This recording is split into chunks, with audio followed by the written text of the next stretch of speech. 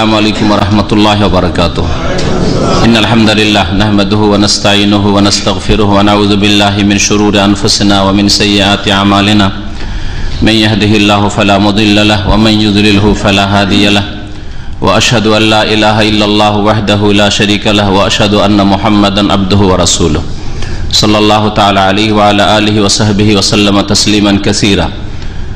আম্মা বাদ, আউযু বিল্লাহি মিনাশ শাইতানির রাজীম। ওমা কান আল্লাহু লিয়ুদিল্লা কওমান বা'দা ইয হাদাহুম হাত্তা ইউবায়্যিনা লাহুম মা ইয়াত্তাকুন।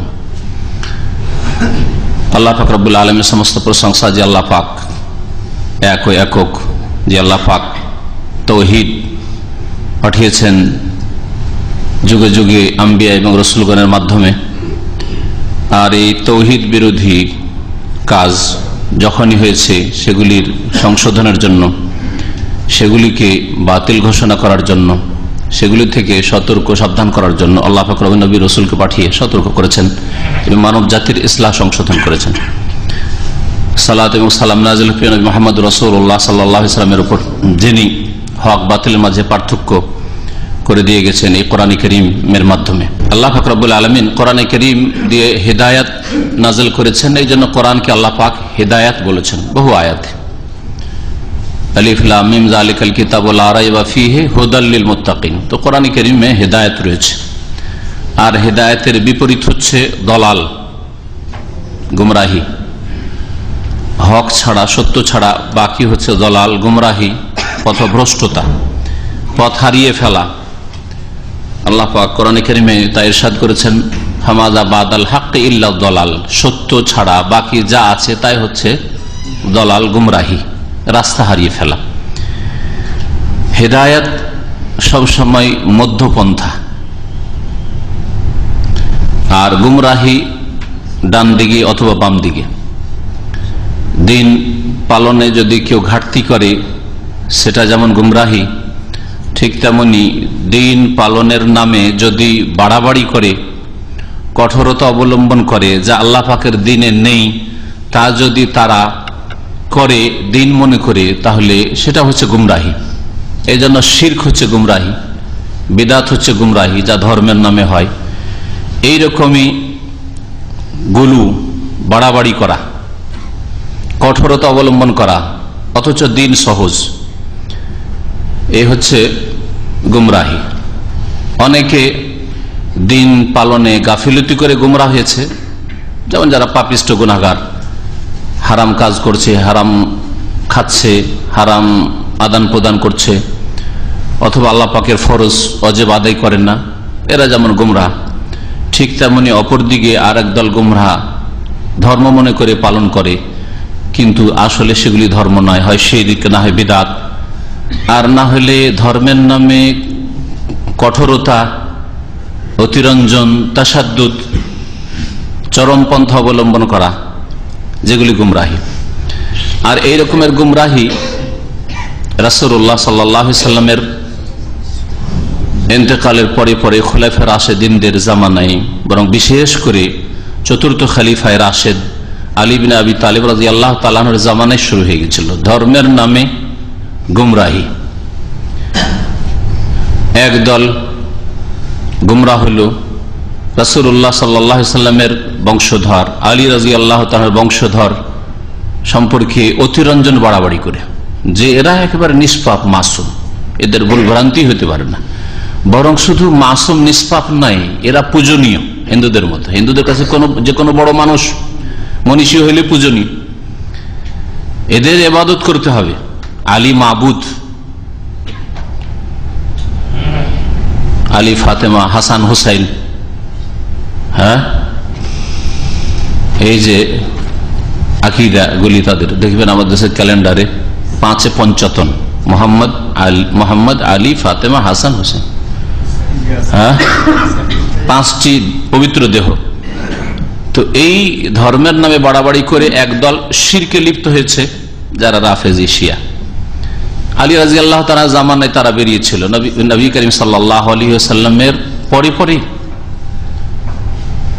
স্বর্ণ যুগ, খেলাফতের রাশেদার যুগ, সেই যুগে এই গুমরাহ দল বেরিয়েছিল। আলী রাদিয়াল্লাহু তাআলা আনহু এদেরকে আগুনে জ্বালিয়ে হত্যা করেছিলেন, আগুনে জ্বালিয়েছিলেন, যারা বলেছিল আলী এলাহ, আলী মাবুদ। আর একদল আলী রাদিয়াল্লাহু তাআলা আনহুকে সবচাইতে নিকৃষ্ট মানুষ, সবচাইতে শ্রেষ্ঠ মানুষকে, শ্রেষ্ঠ বান্দা একদল মাবুদ বানিয়ে দিল, দিয়ে গুমরা হইল অতিরঞ্জন বাড়াবাড়ি করে।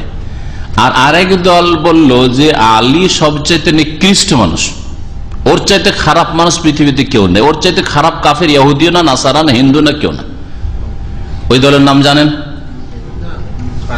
ওই দলের নাম হচ্ছে খাওয়ারেজ বা খারেজি। আজকের বিষয়বস্তু হচ্ছে এই খারেজি দল সম্পর্কে, যেই দলটি আলী রাদিয়াল্লাহু তাআলা আনহু সবচাইতে শ্রেষ্ঠ আল্লাহ পাকের বান্দা, তাকে সবচাইতে নিকৃষ্ট কাফের বলে আখ্যায়িত করেছিল এবং তারা তাকে খুনও করেছিল। এই দলটির লক্ষণ সম্পর্কে সেই যুগে হয়তো অনেকে ভেবেছিল আমাদের ভাবার মতো যে এই দলটি হয়তো আলী রাদিয়াল্লাহু তাআলা জামানায় বের হইল আর তারপরে এদেরকে শেষ করে দেওয়া হলো, শেষ হয়ে যাবে হয়তো, আর এই দল জাগবে না।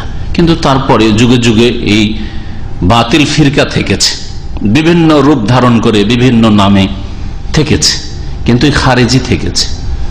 আজকের যুগেও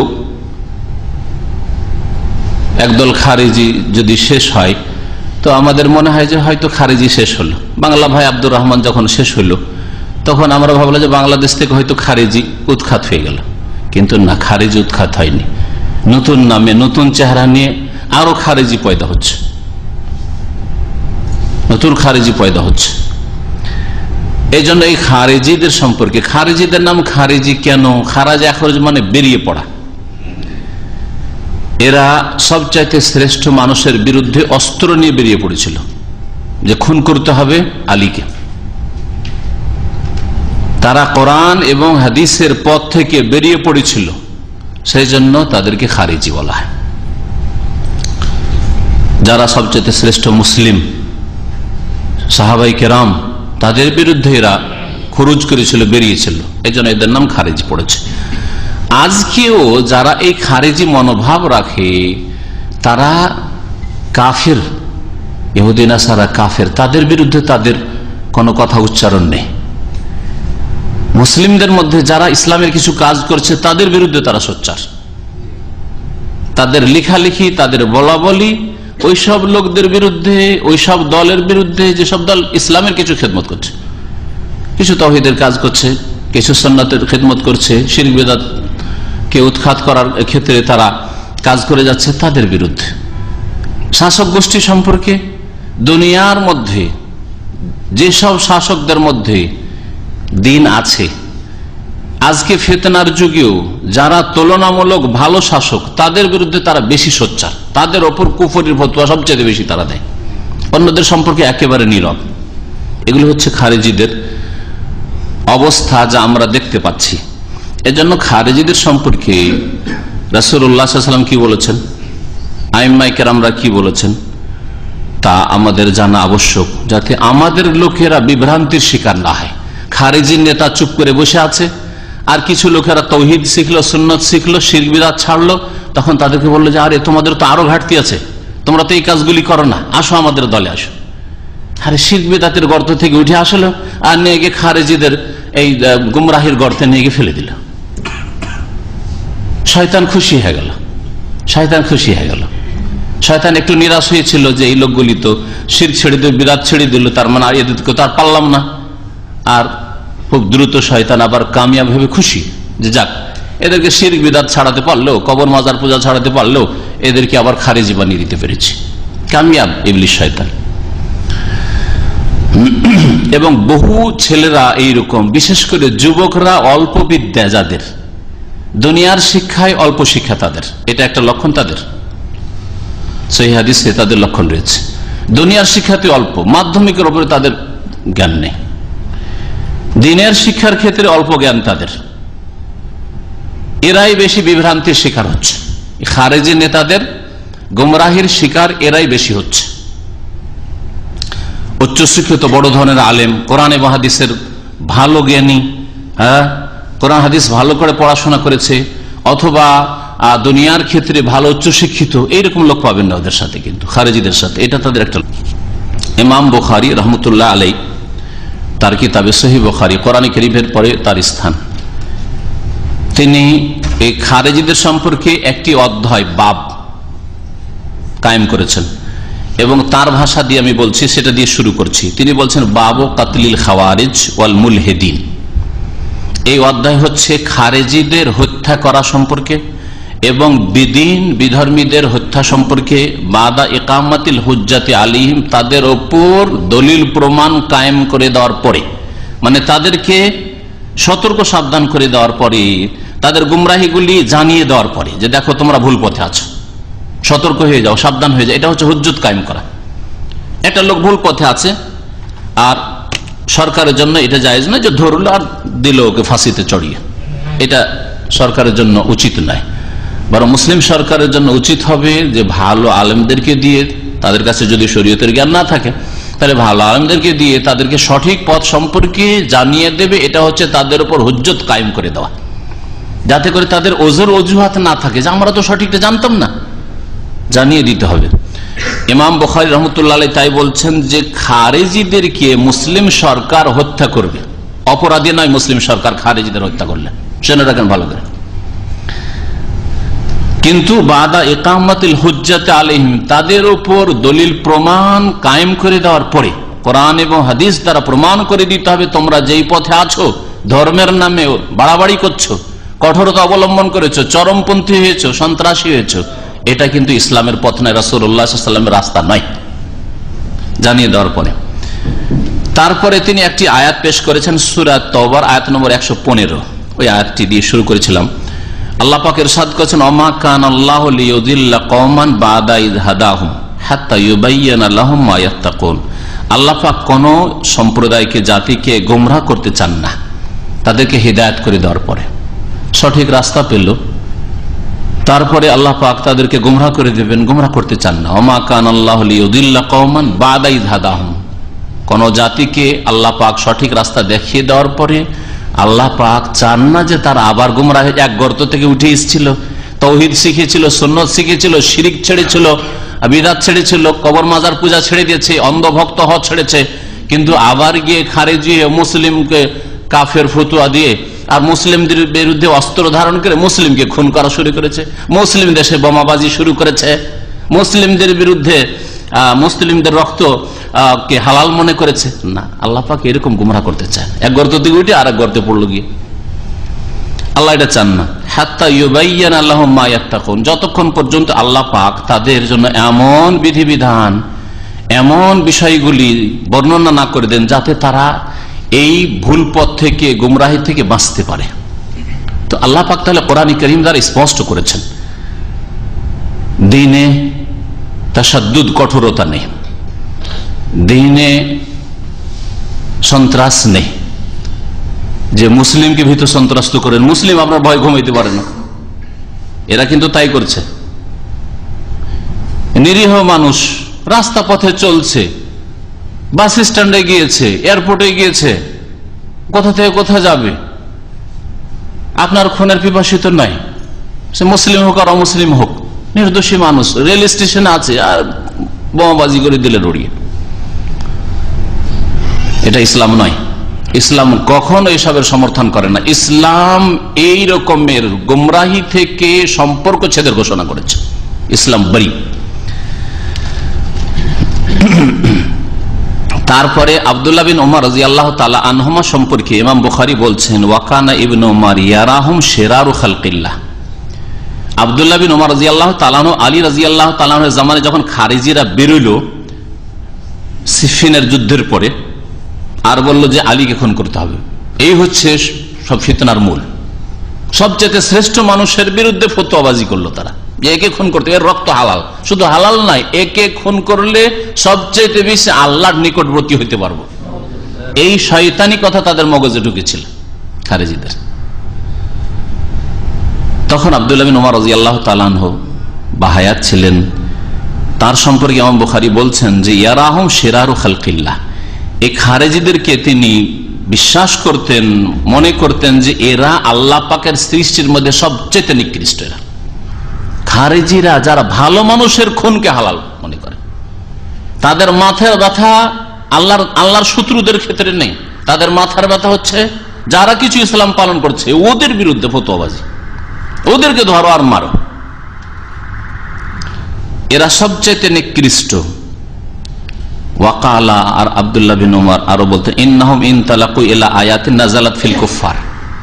এই খারেজিরা গুমরাহির শিকার হইল কি করে? সংশয় কোথা থেকে হইল এদের? বলছে কিছু আয়াত কোরআনে কারীমে আছে যেগুলি কাফেরদের সম্পর্কে নাযিল হয়েছে। ইহুদি নাসারা যারা ইসলাম দ্রোহিতা করছে, কেউ ইসলাম গ্রহণ করলে তাদের রাস্তায় বাধা সৃষ্টি করছে, ইসলাম পালন করলে বাধা সৃষ্টি করে, নামাজ পড়তে বাধা সৃষ্টি করে, যারা কাফের, কাফেরদের সম্পর্কে যে আয়াতগুলি নাযিল হয়েছে ফাজআলুহা আলাল মুমিনিন, ওই আয়াতগুলিকে মুসলিমদের উপর ফিট করে ফেলেছে। এই যে মুসলিম শাসকরাই হচ্ছে এই আয়াতের আওতাভুক্ত। এই আয়াতগুলি এই মুসলিমদের উপর ফিট করে দেয়। মারো এখন মুসলিম নেতাদেরকে, মারো মুসলিম এমপি মন্ত্রী মিনিস্টারকে, মারো মুসলিম দেশে। এইভাবে গুমরাহ হয়েছে খারিজিরা। কার কথা বলছি? এগুলি ইমাম বুখারী রাহমাতুল্লাহ আলাইহির কথা। তিনি বলছেন খারিজিদের সম্পর্কে যে এদের চরিত্র এরকম। আজকে এই চরিত্র এদের দেখছেন না? যারা জানছেন তাদের সম্পর্কে ভালো করে বুঝতে পারছেন। আরো বুঝবেন আলোচনা সামনে গেলে। কারো নাম ধরে বলতে চাই না, কারণ আল্লাহ পাক সকলকে হেদায়েত দান করেন। সহিহ বুখারী থেকে কয়েকটি হাদিস নোট করেছি, আমি সময়ের অভাবে এক দুটি হাদিস শোনাবো বা হাদিসে কিছু অংশ শোনাবো। আলী রাদিয়াল্লাহু তাআলা আনহু বর্ণনা করছেন, তিনি বলছেন, ইযা হাদাসতুকুম আন রাসূলিল্লাহি সাল্লাল্লাহু আলাইহি হাদিসান ফাওয়াল্লাহি লা আন আখিরা মিনাস সামাই আহাব্বু ইলাইয়া মিন আন আকযিবা আলাইহি। বলছেন যে আমি যদি আল্লাহ রাসূলের কোন হাদিস শোনাই সাল্লাল্লাহু আলাইহি ওয়াসাল্লাম তোমাদেরকে, তাহলে আমি আকাশ থেকে যদি আছাড় খেয়ে পড়ে মরে যায়, ধ্বংস হয়ে যায়, এটা আমার কাছে ভালো, কিন্তু রাসূল সম্পর্কে মিথ্যা কথা বলবো অসম্ভব। এটা যদি বলি কালা রাসূলুল্লাহ, আল্লাহ রাসূল বলেছেন সাল্লাল্লাহু আলাইহি ওয়াসাল্লাম, তাহলে মনে রেখো যে আমি কখনো মিথ্যা বলছি না। আমি মরে ধ্বংস হয়ে যাই, কিন্তু আমি কখনো মিথ্যা কথা বলবো না রাসূল সম্পর্কে। ওয়াইযা হাদাসতুকুম ফিমা বাইনি ওয়া বাইনাকুম, আর যদি দুনিয়ার ক্ষেত্রে আমি কথাবার্তা বলি, তোমাদেরকে কোনো কথা বলি, ফাইনাল হারবা খুদআতুন বা খিদআতুন, তো রণক্ষেত্র হচ্ছে প্রতারণার স্থান। যুদ্ধের ময়দানে প্রতারণা, ধোঁকা দেওয়া ইসলামে জায়েজ আছে। আর প্রতারণা করলে অনেক সময় বাহ্যিক মিথ্যা কথা বলতে হয়। নবী করিম সাল্লাল্লাহু আলাইহি ওয়াসাল্লামের হাদিস এটা, আল হারবু খুদআতুন, যুদ্ধ হচ্ছে ধোঁকা আর প্রতারণার কাজ। যুদ্ধে যাচ্ছেন হয়তো আপনি উত্তর দিকে, যদি উত্তর দিকে বলে দেন আমি অমুক এলাকায় যাচ্ছি, তাহলে সতর্ক হয়ে যাবে লোকেরা, তাই না? সুতরাং গোপনীয়তা রক্ষা করার জন্য বা শত্রুরা যাতে করে সজাগ না হয়ে যায়, আগে থেকে প্রস্তুতি না নিয়ে যায়, তাহলে হেরে যাবেন। সেই জন্য না, এমন ভাবে বোঝাচ্ছেন যে যেন দক্ষিণ দিকে যাচ্ছে, উল্টো দিকে যাচ্ছে। আল হারবু খুদা, কৌশল অবলম্বন করা। দুনিয়ার ক্ষেত্রে আমি এইরকম প্রতারণা করতে পারি যেখানে শরীয়ত অনুমতি দিয়েছে, এই নয় যে ডাহা মিথ্যা কথা বলবো না, কিন্তু কথাকে এমন ঘুরিয়ে বললাম যাতে করে আমার কৌশলে আমি কামিয়াব হই। এটা হচ্ছে আলী রাদিয়াল্লাহু আনহুর বক্তব্য। তবে রাসূলের হাদিস তোমাদেরকে শোনাচ্ছি সাল্লাল্লাহু আলাইহি ওয়াসাল্লাম। ওয়া ইন্নী সামি'তু রাসূলুল্লাহ সাল্লাল্লাহু আলাইহি ওয়াসাল্লাম, আমি রাসূলুল্লাহ সাল্লাল্লাহু আলাইহি ওয়াসাল্লামকে বলতে শুনেছি, ইয়াকুলু, তিনি বলেন, সায়াখরুজু কওমুন ফি আখিরিজ জামানে, শেষ জামানায় এক জাতি বের হবে, আহাদাসুল আসনান, তার অল্প বয়সী হবে, তাদের বয়স খুব অল্প হবে। বাংলা ভাই আব্দুর রহমানদের শিষ্যরা, ভক্তরা, বাংলাদেশে যারা খোঁজ খবর রাখেন, সবগুলি মাদ্রাসায় কেউ ৩য়-৪র্থী ক্লাসে পড়ে, না স্কুলে ক্লাস 7-8 পড়ে, 18 বছর, 20 বছর, 22 বছর বয়স হয়েছে, জিহাদ করবে। ইসলামের কিচ্ছু বুঝে না, জিহাদ করবে, এর নাম জিহাদ। আহদাসুল আসনান, প্রথম লক্ষণ খারিজিদের। নবী সাল্লাল্লাহু আলাইহি ওয়াসাল্লাম বলছেন, সুফাহাউল আহলাম, বুদ্ধির দিক থেকে বড় নির্বোধ, বেকুফ। সাফিহুন মানে হচ্ছে বেকুব লোক, যারা কম বুঝে, অল্প বয়সের যুবক, বুঝে কম। ইয়াকুলুনা মিন খায়রি কাউলিল বারিয়া, কথা খুব সুন্দর সুন্দর বলে, সবচাইতে শ্রেষ্ঠ মানুষের কথা বলবে, মানে কোরআন হাদিসের কথা বলবে, রাসূলের হাদিসের দোহাই দিবে যে রাসূল বলেছেন এই কথা সাল্লাল্লাহু আলাইহি ওয়াসাল্লাম। ইসলামে এটা আছে, হ্যাঁ, মুসলিমকে খুন করা ইসলামে আছে, এরকম কথা বলবে এরা। ইয়াকুলুনা মিন কাউলি খায়রিল বারিয়া, মিন খায়রি কাউলিল বারিয়া, লা ইউজাউযু ঈমানুহুম হানাজিরাহুম, কিন্তু তাদের ঈমান, তাদের এই যে কণ্ঠনালী, এর নিচে যাবে না। ঈমানের কথা মুখে বলে ঈমান ঈমান, ইসলাম ইসলাম, কিন্তু ভিতরে যাবে না। ইয়ামরুকুনা মিনাদ দ্বীন, তারা বেরিয়ে পড়বে দিন ইসলাম থেকে, কামা ইয়ামরুকুস সাহমু মিনার রামিয়া, যেমন তীর দ্রুত বেগে যদি ছাড়া হয় তাহলে শিকারিতে লেগে ছুটে চলে যায়, এরকম তারা দিন থেকে বেরিয়ে পড়বে। নবী করিম সাল্লাল্লাহু আলাইহি ওয়াসাল্লাম আরো বলছেন, ফাইনামা লাকিতুমুহুম, তোমাদের যেখানেই তাদের সাথে সাক্ষাৎ হোক, যেখানেই তাদেরকে পাও না কেন, ফাকতুলুহুম, তাদেরকে হত্যা করো, তাদেরকে হত্যা করো। কিন্তু সাধারণ লোকে বলা হয়, এটা কাজ আমাদের নাই। ভালো করে শুনে রাখেন, যে আপনি দেখলেন যে এরা খারেজি, সুতরাং আপনি হাতে নিয়ে নিলেন আইন, এটা আমাদের কাজ নয়। এটা হচ্ছে মুসলিম সরকারকে সম্বোধন করে বলা হয়েছে। ফাইনামা লাকিতুমুহুম, যেখানেই খারেজিদেরকে পাবে, যারা মুসলিমদেরকে খুন করার জন্য, মুসলিম দেশে বোমাবাজি করার জন্য প্রস্তুতি নিচ্ছে, সরকারকে বলা হচ্ছে ফাকতুলহুম, এদেরকে মারো। ফাইন্না ফি কাতলিহিম আজরান লিমান কাতালাহুম ইয়াউমাল কিয়ামা, কারণ এদেরকে হত্যা করলে কিয়ামতের দিনে বড় পুরস্কার রয়েছে যারা এদেরকে হত্যা করবে তাদের জন্য, ওই সব শাসকদের জন্য। আখরাজাহুল বুখারী, হাদিস সহিহ বুখারীর, নিজের কথা বলছি না।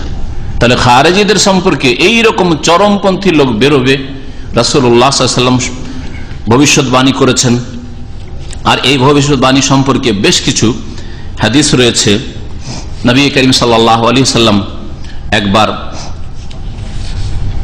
বাইতুল মালের ধন সম্পদ বন্টন করছিলেন, একজন এসে নবীর ওপর আপত্তি তুলল, বলে ইয়া রাসূলুল্লাহ, আপনি বরং সে ইয়া রাসূলুল্লাহ বলেননি, মুহাম্মদ, ইয়া মুহাম্মদ, ফাকালা ইয়া মুহাম্মদ ইত্তাকিল্লাহ, হে মুহাম্মদ সাল্লাল্লাহু আলাইহি ওয়াসাল্লাম। অথচ আল্লাহ কোরআনে নিষেধ করেছেন, লা তাজআলু দুআ আর-রাসূল বাইনাকুম কাদুআই বাযুকুম বাযা, তোমরা যাও একে অপরকে ডাকো, হ্যাঁ আব্দুল্লাহ ভাই, অমুক ভাই, রফিক ভাই, খবরদার নবীকে ভেবে ডাকবে না। এই বেয়াদব বলছে ইত্তাকিল্লাহ ইয়া মুহাম্মদ, হে মুহাম্মদ আল্লাহকে ভয় করুন, কি আমাদেরকে দেন না, শুধু আপনি স্বজন প্রীতি করছেন, হ্যাঁ কিছু লোকদেরকে দিচ্ছেন, কেন এদেরকে দিচ্ছেন, আমাদের কেন দিচ্ছেন না? ফাকাল নবী সাল্লাল্লাহু আলাইহি ওয়াসাল্লাম বলেছিলেন, ফামান ইউতিল্লাহ ইন আসাইতুহু, আমি যদি আল্লাহর নাফরমানি করি তাহলে আল্লাহকে মানবেই বা কে?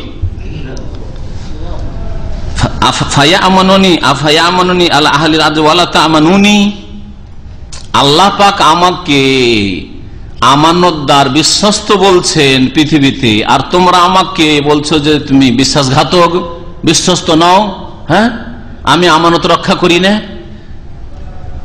ফাসাআলা রাজুলুম মিনাল কওমি, একজন লোক সাহাবী বললেন, সে ছিল খালিদ বিন ওয়ালিদ। হাদিসে রয়েছে আরাহু খালিদ বিন ওয়ালিদ সাইফুল্লাহ, আল্লাহ পাকের তরবারি।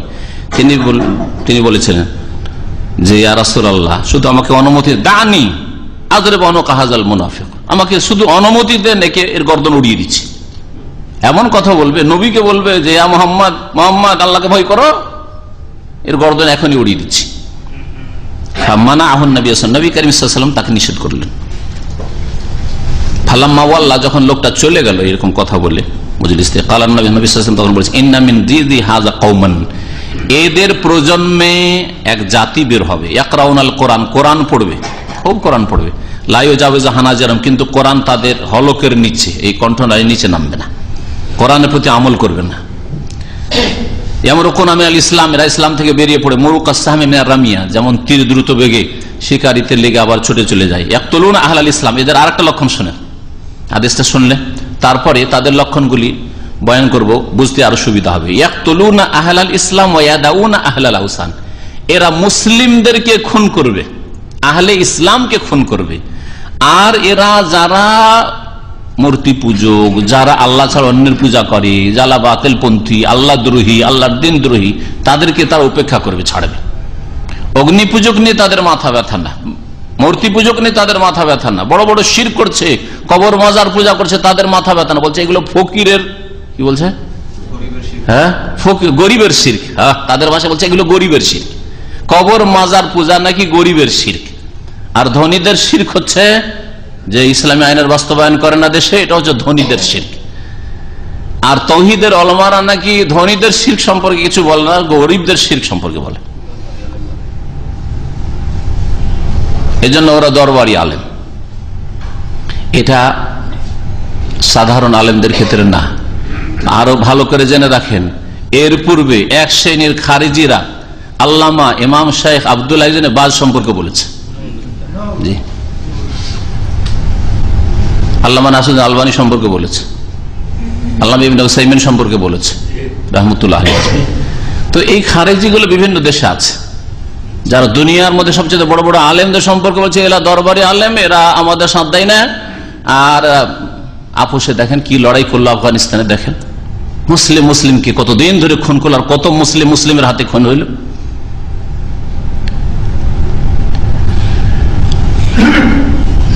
নবী করিম সাল্লাল্লাহু আলাইহি ওয়াসাল্লাম তাদের লক্ষণ সম্পর্কে বলছে যারা মুসলিমদেরকে খুন করবে, ওয়ায়াদাউনা আহলাল আওসান, বাতিল পন্থীদের সম্পর্কে নীরব।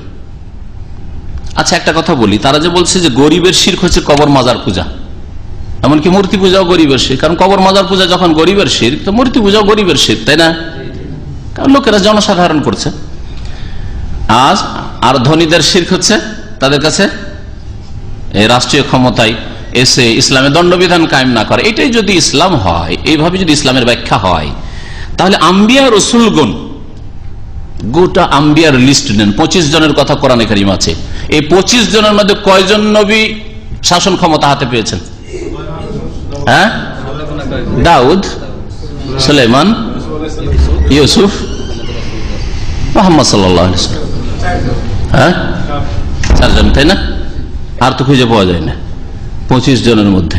আর অন্যান্য নবীদের যাদের নাম আল্লাহ উল্লেখ করেননি, তাদের মধ্যে এমন কোন ইতিহাস জানা যায় না যে নবীরা প্রথম ইসলামের দাওয়াত দেওয়ার পরে শাসন ক্ষমতা হাতে নিয়েছেন, গদিতে গেছেন, পার্লামেন্ট দখল করেছেন, এরকম তো না।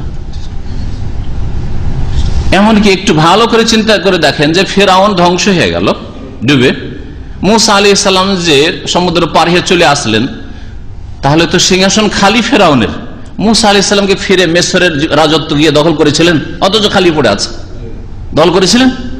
কোন ইতিহাসে প্রমাণ করে দেন তো দেখি, কোন আয়াতে প্রমাণ করে দেন, কোন সেই একটা হাদিস দিয়ে প্রমাণ করে দেন যে মুসা আলাইহিস সালাম যখন দেখলেন যে ফেরাউন তো ধ্বংস, ফেরাউনের সেনাবাহিনী সব ধ্বংস, তাহলে আমার বনি ইসরায়েলদেরকে নিয়ে গিয়ে মিশরে এখন রাজত্ব করি। যদি রাজত্বের ক্ষমতা বা শাসন ক্ষমতা নিজের হাতে নেওয়া, এটাই তৌহিদ, তৌহিদে হাকিমিয়াত যেমন তারা বলছে, আর এটা যদি না করে তাহলে শিরকে জাতি ডুবে থাকলো, তাহলে মুসা আলাইহিস সালাম তাহলে তৌহিদই কায়েম করেননি, তৌহিদের দাওয়াতই দেননি, ঠিক না? এইরকম ঈসা আলাইহিস সালাম, নূহ আলাইহিস সালাম। তো তাহলে তাদের এই ব্যাখ্যা যে শাসন ক্ষমতা হাতে নিতে হবে, এই ব্যাখ্যা তাদেরও আর অন্যরাও যারা রাজনৈতিক দল করছে ইসলামের নামে, তাদের এইরকম ব্যাখ্যা যে শাসন ক্ষমতা হাতে নেওয়াই হচ্ছে ইসলামের টার্গেট, না অপব্যাখ্যা এটা ইসলামের। এটাই হচ্ছে দিন কায়েমের অর্থ না, এটাও ভুল ব্যাখ্যা, একেবারে ভুল ব্যাখ্যা। যদি দিন কায়েম মানে শাসন ক্ষমতা হাতে নেওয়া হইতো, তাহলে আম্বিয়া রাসূলগণ সকলেই শাসন ক্ষমতা হাতে নিতেন। বরং রাসূলুল্লাহ সাল্লাল্লাহু আলাইহি সাল্লাম মদিনায় এসে শাসন ক্ষমতা হাতে পেলেন, এত বিলম্বের কোনো প্রয়োজন ছিল না। ছিল নাকি? মক্কাতে তাকে পেশ করা হয়নি যে মুহাম্মদ ইন কুনতা তুরিদু মুলকান, হে মুহাম্মদ আপনি রাজত্ব চান, মাল্লাকনাক, আপনাকে রাজা বানিয়ে দিচ্ছি, মক্কার রাজা হয়ে যাচ্ছে অলরেডি। কিন্তু আমাদের, তাদের ভাষায় গরিবদের শির সম্পর্কে কিছু বলিয়েন না, এ কথাই না বলেছিল আবু জাহল, আবু লাহাবরা কি বলেছিল? আমাদের দেবদেবী সম্পর্কে কিছু বলিয়েন না, তাহলে গরিবদের শিরক সম্পর্কে কিছু বলিয়েন না, আপনাকে, হ্যাঁ, ধনীদের শিরকের ক্ষেত্রে আপনাকে রাজা বানিয়ে দিচ্ছে, ধনীদের তাওহীদ কায়েম করেন আপনি, ঠিক না? নিয়েছেন? রাসূলুল্লাহ সাল্লাল্লাহু আলাইহি ওয়াসাল্লাম তো এই সুযোগ গ্রহণ করতে পারতেন, কখনো নেননি। তিনি বলেছেন আল্লাহর কসম করে বলছি, আমার এক হাতে সূর্য আর এক হাতে যদি চাঁদ দিয়ে দাও, তবু আমি আমার এই দাওয়াত ছাড়বো না। তাহলে নবী রাসূলগণের দাওয়াত ছিল শিরকের বিরুদ্ধে, মূর্তি পূজার বিরুদ্ধে, মাজার পূজা, কবর পূজার বিরুদ্ধে, আল্লাহ গাছ পূজার বিরুদ্ধে, এইসব। সেগুলোকে আপনি গরিবের শিরক বলছে, এটা মন গড়া কথা। কোন একটা হাদিস দেখান তো যাতে আছে যে কবর মাজার পূজা আর মূর্তি পূজা এটা গরিবের শিরক, এই ভাষাটা দেখান তো। এই ভাষা কোথা থেকে পেলেন আপনি? এই ভাষা কোথা থেকে পেলেন? গুমরাহি না এগুলো? যেই শিরক উৎখাত করার জন্য সমস্ত নবী রাসূলগণ আসলেন, আর সেই শিরকে বলছেন গরিবের শিরক। নূহ আলাইহিস সালাম 950 বছর, হ্যাঁ, এই মূর্তি পূজা পুতুল পূজা, আল্লাহ ছাড়া অন্যের পূজা। তারপরে মূর্তি পূজা শুধু না, বরং সেই যুগে ওলি আউলিয়া পূজা। ওয়াকালু লা তাযারুন্না আলিহাতাকুম ওয়ালা তাযারুন্না ওয়াদ্দাম ওয়ালা সুআ ওয়ালা ইয়াগুস ওয়া ইয়াউকা ওয়া নাসরা। এগুলি সহিহ বুখারীর হাদিসে রয়েছে। আব্দুল্লাহ বিন আব্বাস রাদিয়াল্লাহু তাআলা বলছেন, হাউলাই বা হাযিহি আসমাউ রিজালিন সালিহিন মিন কওম নূহ।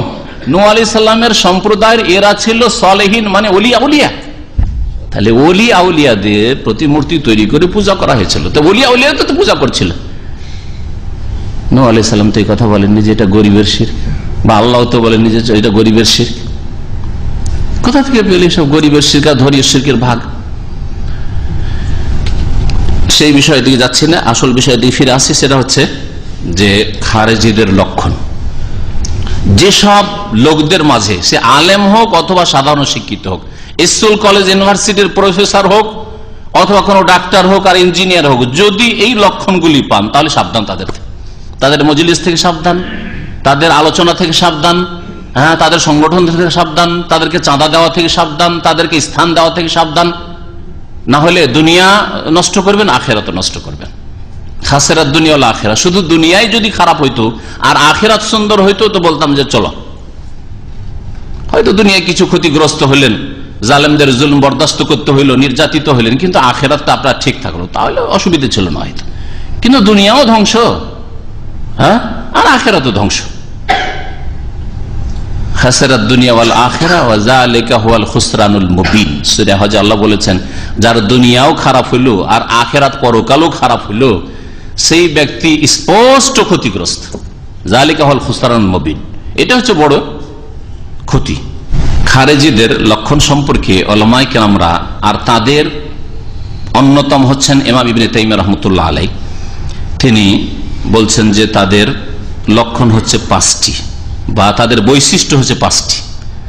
খারেজিদের বৈশিষ্ট্য হচ্ছে 5টি। বলছেন আল আলামাতুল্লাহ, প্রথম বৈশিষ্ট্য হচ্ছে আত-তাকফির বিযুনুব। গুনাহ দেখলেই কাফেরের ফতোয়া দিয়ে দাও। কারো যদি পাপ টাপ দেখো, গুনাহ দেখো, তাহলে কাফেরের ফতোয়া দিয়ে দাও। আলী রাদিয়াল্লাহু তাআলার জামানায় যে খারেজিরা বেরিয়েছিল, তারা এখান থেকে শুরু করেছিল। তাদের আকীদায় কেউ যদি জিনা করে, বড় কাফের, ইসলামে কোনো অংশ নেই। কেউ যদি মদ খায়, বড় কাফের, সে হিন্দু, ইহুদি, নাসারা, মুরতাদ। মুরতাদ হচ্ছে ইহুদি নাসারার চাইতেও নিকৃষ্ট তাদের কাছে। তো কেউ যদি মদ খেয়ে নেয় তো সে মুরতাদ তাদের কাছে। এটা হচ্ছে খারেজিদের মত। আলী রাদিয়াল্লাহু তাআলা আনহুকে তারা কাফের মুরতাদ কেন বলেছিল? মীমাংসার আলোচনা হইল মুআবিয়া রাদিয়াল্লাহু তাআলার সাথে, আর মীমাংসা হবে কোরআন দিয়ে, তাই না? কোরআন দিয়ে মীমাংসা করার জন্য মানুষ লাগবে না লাগবে না?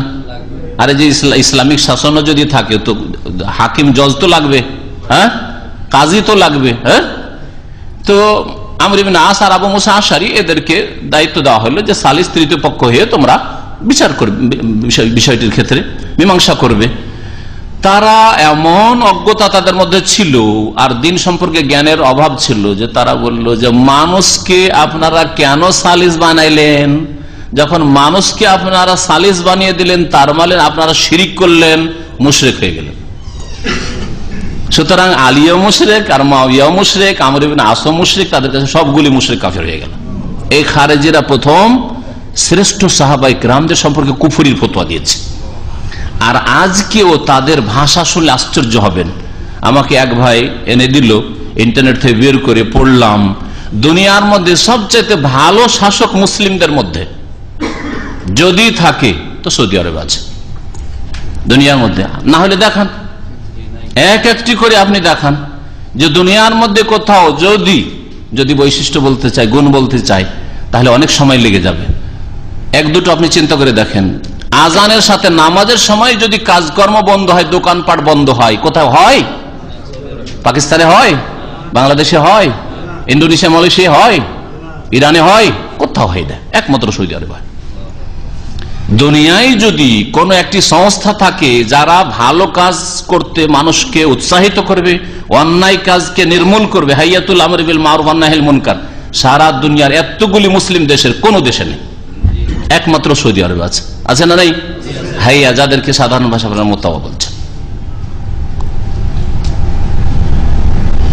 দুনিয়াতে যদি কোথাও আজকে ইহুদি নাসারারা উঠে পড়ে লেগেছে যে মানবতা বিরোধী কাজ, চোরের হাত কাটা, তেসাস, মানবতা বিরোধী কাজ, বর্বরতা, ইহুদি নাসারা উঠে পড়ে লেগেছে, সুতরাং এটা করা যাবে না, জেনার শাস্তি দেওয়া যাবে না, আরে জেল দাও, কিন্তু ওইসব করা যাবে না, না রজম চলবে আর না বেত্রাঘাত চলবে, সব চলবে না, উঠে পড়ে লেগেছে ইহুদি নাসারা। সেই ফিতনার যুগে এখনো ইসলামিক দণ্ডবিধান সৌদি আরবে কায়েম আছে, যার ফলে আমাদের মতো গরিব মিসকিনেরা রাস্তায় পকেটে দুটো টাকা নিয়ে চলাফেরা করতে পারছি, নাহলে পারতাম না, ঠিক কিনা? আমাদের আত্মীয় স্বজন এখানে আছে যে কেউ ভয় করবে? আরে দেশে একটা চোর ডাকাত চিন্তা করে যে এর গায়ে হাত দিলে এর গোটা বংশ আছে, হ্যাঁ, এর জনবল আছে, কিন্তু এখানে আপনার কি আছে? একমাত্র আল্লাহ পাকের বিধান এখানে কায়েম আছে, যার বরকতে নিরাপদ চলাফেরা করছেন। তারপরে তাদের কুফরির ফতোয়া স্পষ্ট ভাষায় লিখছে কাফের বলে। কারা কাফের? সবচাইতে ভালো যারা শাসক তুলনা করে তারাকে কাফের বলছে, তাদের নাম ধরে। আর এরা বাঙালি খারেজি, আরো শুনে রাখেন, এই জন্য বাংলা ভাষাতে আলোচনাটা করছে। বাঙালি খারেজি, আরবি খারেজিও আছে, উর্দু ভাষী খারেজি আছে, ভারতেও খারেজি আছে, পাকিস্তানেও খারেজি আছে, হ্যাঁ, আফগানিস্তানেও খারেজি আছে, সৌদি আরব পর্যন্ত খারেজি আছে। সাবধান খারেজিদের থেকে, সাবধান খারেজিতে, নিজেও সাবধান, নিজের ছেলে মেয়ে যুবকদেরকে বিশেষ করে সাবধান রাখবেন, কারণ যুবকদেরকে শিকার করার চেষ্টা করছে। আপনার ছেলেটাকে ধার্মিক বানালেন, আপনি নামাজি, 5 ওয়াক্ত নামাজি বানালেন, ইসলামের কিছু শিখালেন, আর ওইদিকে খারেজি আলেম এসে ওকে স্বীকার করে নিয়ে চলে গেল। ও জালেম আপনার ছেলেকে গুমরা করে দিল। এটা বড় ফিতনা। ভালো ভালো মানুষ, পরহেজগার মানুষের ছেলেকে নিয়ে গেছে এখান থেকে, আরে চলো তুমি করছো কি, তোমার বাবা না হয় গুমরা, তুমি গুমরা থাকবে, চলো আমাদের সাথে, হ্যাঁ, উঠিয়ে নিয়ে কোথায় নিয়ে গিয়ে দিল, দুনিয়া আখেরাত সব খারাপ করে দিল।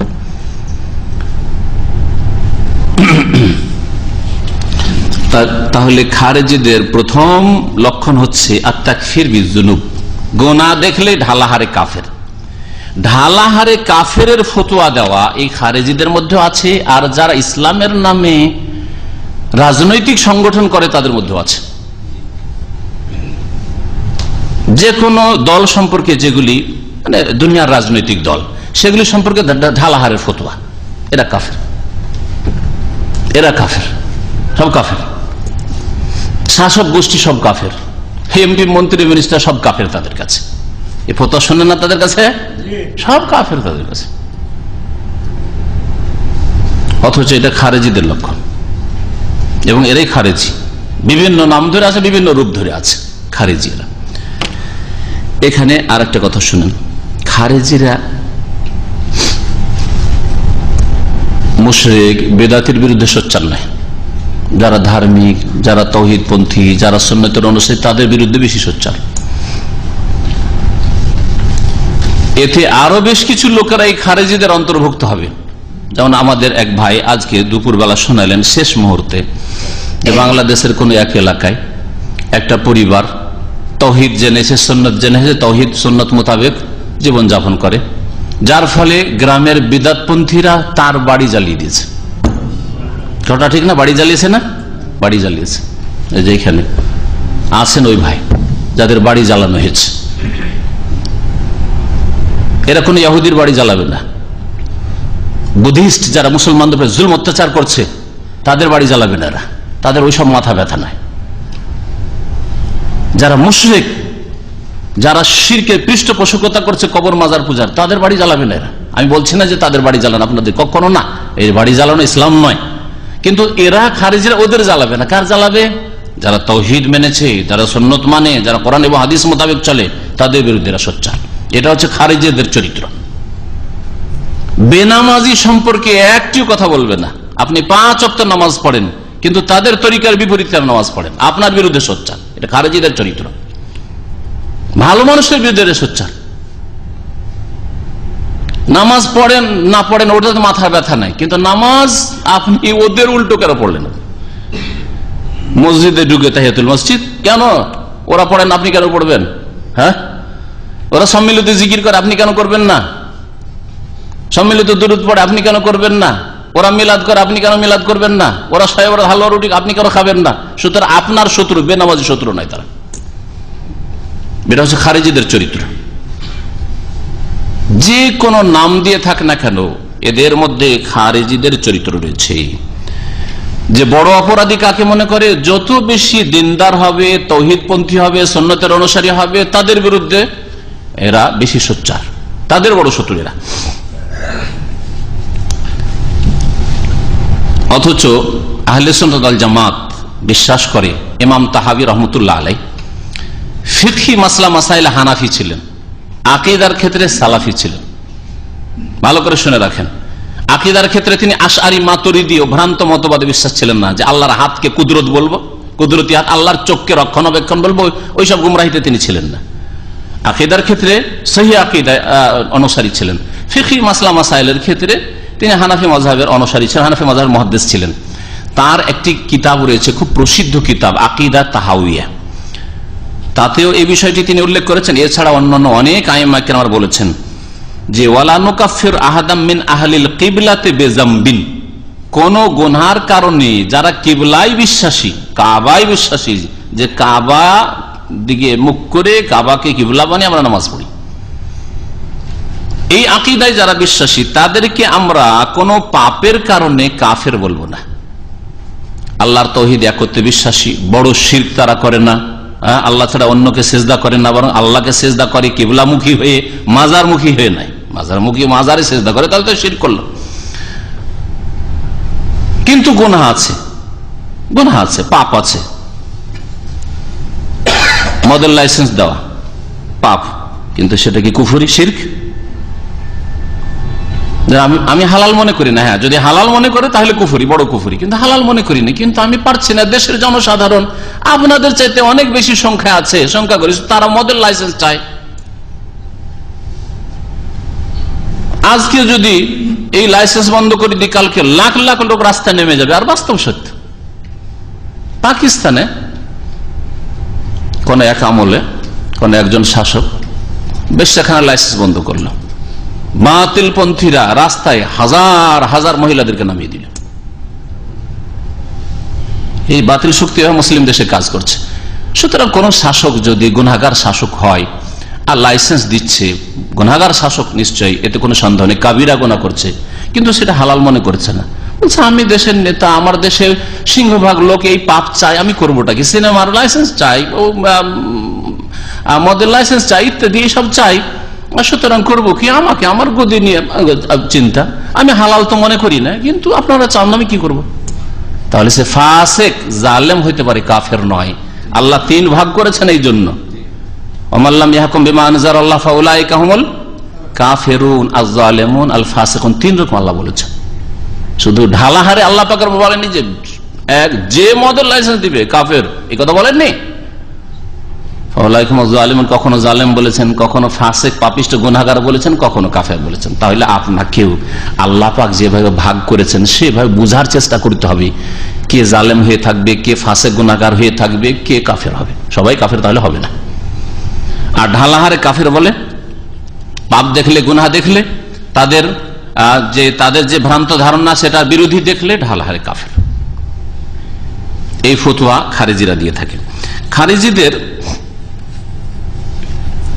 দ্বিতীয় লক্ষণ হচ্ছে যে তারা হাদিস মানবে না, কোরআন পেশ করবে আর কোরআন কারীমের অপব্যাখ্যা করবে।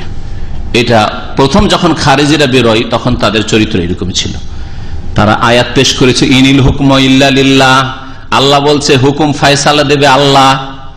হ্যাঁ, তো আবু মুসা আশারি, আবার আমর বিন আস, এরা কেন ফয়সালা দেবে, এরা কেন মীমাংসা করবে? দেখলেন, আয়াত পড়ছে, আয়াতের অপব্যাখ্যা করছে। আরে আল্লাহ যে কোরআনে বলছে ইনিল হুকম ইল্লা লিল্লাহ, ফয়সালা চলবে আল্লাহর, তো আল্লাহর ফয়সালাকে আল্লাহ এসে শোনাবেন না মানুষকে শোনাইতে হবে? আরে আল্লাহর কথা কোরআনে কারীম পড়ে মানুষকে শোনাইতে হবে, কাজীকে শোনাইতে হবে, হাকিমকে, জজকে শোনাইতে হবে, তাই না? এই কাজটা তো আবু মুসা আশারি আর আমর বিন আসকে দেওয়া হয়েছিল দায়িত্ব, যে এই কাজটা আপনারা করুন। কিন্তু এই কারণে তারা সাহাবায়ে কেরাম, খুলাফায়ে রাশিদিন এদেরকে কাফের বলেছে। এরা কোরআন শুধু মানবো আর হাদিস মানবো না, এই কথাই বলতো। এই জন্য খারিজিদের একটি ফতোয়া ছিল যে বিবাহিত ব্যক্তি বা বিবাহিতা মহিলা যদি জেনায় লিপ্ত হয় রজম করা যাবে না, সংসার করা যাবে না। তাদের কাছে শুধু বেতরাঘাত আছে, ফজলিদুহুম মিয়াতা জালদা, 100 কোড়ার কথা কোরআনে কারিমে আছে, সূরা নূরে আছে, কিন্তু রজমের কথা কোরআনে নাযিল হয়েছিল, আয়াত রহিত হয়েছে, রাসূলের হাদিস আছে সাল্লাল্লাহু আলাইহি সাল্লাম। হাদিস মানবে না ওরা, খারিজিদের এটি ফতোয়া। এই জন্য এদেরকে হাদিসের কথা বলে। আজকাল নতুন নতুন যারা খারিজি তাদেরকে যদি হাদিস শোনান, নবী সাল্লাল্লাহু আলাইহি ওয়াসাল্লাম বলেছেন মান কাতালা মুআহাদান লাম ইয়ারা রায়াহাতাল জান্নাহ, সহিহ বুখারী হাদিস। যেই ব্যক্তি অমুসলিম, এমন অমুসলিম যার সাথে আমরা চুক্তিতে আবদ্ধ, এইরকম অমুসলিমকে যদি কেউ খুন করে তাহলে সে জান্নাতের সুগন্ধি পাবে না, পরোয়াই করবেন আপনার এই হাদিসের, অথচ সহিহ বুখারী হাদিস। মুসলিম দেশে চাকরি করতে এসছে একজন মুসলিম, অথবা মুসলিম দেশে, বাংলাদেশ মুসলিমও বসবাস করে, হ্যাঁ মুসলিমকে মেরে দিবেন সেজন্য?